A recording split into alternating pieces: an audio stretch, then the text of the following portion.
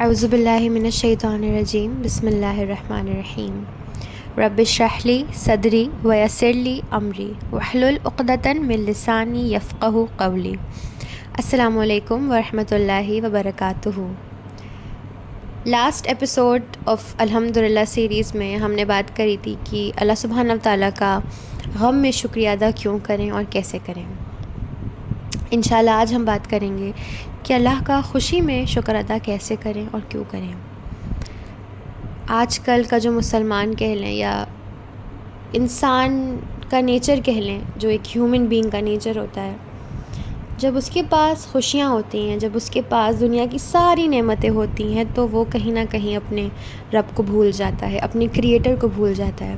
وہ بھول جاتا ہے کہ آج اگر وہ خوش ہے یا آج اگر وہ جس مقام پر ہے، وہ صرف اپنے رب کی وجہ سے ہے۔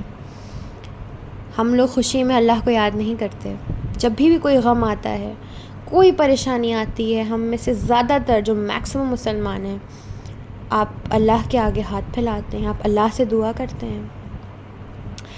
تو اگر آپ غم میں اللہ تعالیٰ سے بات کرتے ہیں، ان سے چیزیں شیئر کرتے ہیں، تو خوشیوں میں تو آپ کو ان کا اور شکر ادا کرنا چاہیے کہ اللہ تعالیٰ آپ نے جو مجھے جس نعمتوں سے نوازا ہے یا آپ نے مجھے جو چیزیں دی ہیں، وہ تو بہت ہیں اور میں کبھی بھی اس چیز کا حق ادا نہیں کر پاؤں گا۔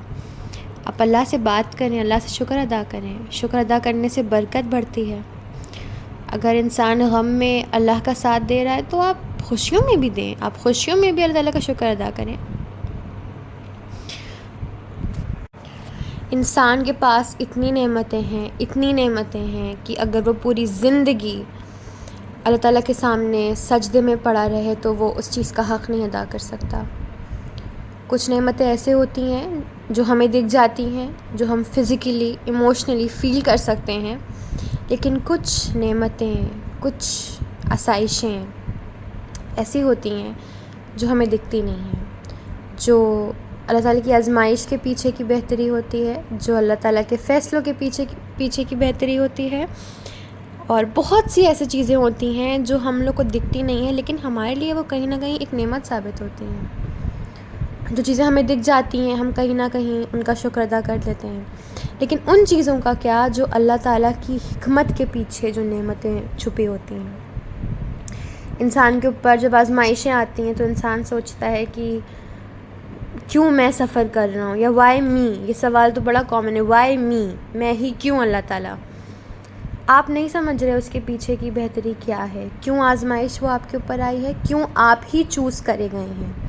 اور اگر آپ چوز کرے گئے ہیں دین ٹرسٹ می، آپ بہت لکی ہیں۔ شاید آپ one of the most لکیسٹ person ہیں اگر آپ آزمائش سے گزر رہے ہیں۔ تو خوشی میں اللہ کو شریک کریں۔ اگر اپنی خوشیوں میں شریک کریں گے تو اپنے آپ اللہ تعالیٰ آپ کے دل میں ہمیشہ رہیں گے، چاہے غم ہو، چاہے خوشی ہو، چاہے کوئی بھی سچویشن ہو، خود بخود دل آپ کا اللہ کو پکارے گا۔ اور یہ جو الحمدللہ لفظ ہے، وہ تو انسان کو ہر لمحہ اپنی زندگی میں، ہر وقت، دن میں ایٹ لیسٹ 100 ٹائمز بولنا چاہیے، no matter how the situation is, افسوس کی ہو، غم کی ہو، خوشی کی ہو، الحمدللہ۔ خوشی میں تو اسپیشلی، غم میں تو کہیں نہ کہیں انسان بھٹک بھول کر اللہ کے پاس جاتا ہی ہے، لیکن خوشی میں اسپیشلی اللہ تعالیٰ کو شامل کریں۔ بتائیں اللہ تعالیٰ سے کہ اللہ تعالیٰ میرے ساتھ ایسا ہوا، آج میں خوش ہوں الحمدللہ، آپ نے مجھے نعمتوں سے نوازا ہے، آپ نے مجھے ہر چیز دی ہے۔ اس وقت کا اگر انسان میں دیکھوں نا تو بتاؤں تو اس وقت جس انسان کے پاس توفیق ہے، جو انسان سیدھے راستے پر ہے، جس کے پاس اس کی باڈی میں ہر ایک چیز اچھی ہے، جس کے پاس صحت ہے، وہ انسان بہت لکی ہے، اور شاید اس انسان کے پاس سب کچھ ہے۔ اور الحمدللہ ہم لوگ کے پاس یہ ساری چیزیں ہیں، اور انسان کے پاس سر پہ چھت ہے، محبت کرنے والے لوگ ہیں ارد گرد، ہر چیز ہے، کھانا ہے، پینا ہے۔ اور الحمدللہ آزمائش، غم تو زندگی کا حصہ ہے، اگر غم نہ ہو تو پتہ ہی نہ چلے زندگی کیا ہے۔ تو انسان جب اللہ کو خوشی میں شامل کرتا ہے تو اس کی زندگی ایسی ٹرانسفارم ہوتی ہے کہ وہ اپنے خیالوں میں بھی، اس چیز کو تصور نہیں کر سکتا. تو اس الحمدللہ لفظ کو غم میں تو آپ کو استعمال کرنا ہی کرنا ہے، لیکن اپنی خوشیوں میں ڈبل استعمال کرنا ہے. اللہ تعالیٰ کو اپریشیٹ کریں، ان کی تعریف کریں، کیونکہ وہ آپ کے مالک ہیں، وہ کریٹر ہیں، اینڈ ہی ڈیزروز آل دا لو انشاءاللہ.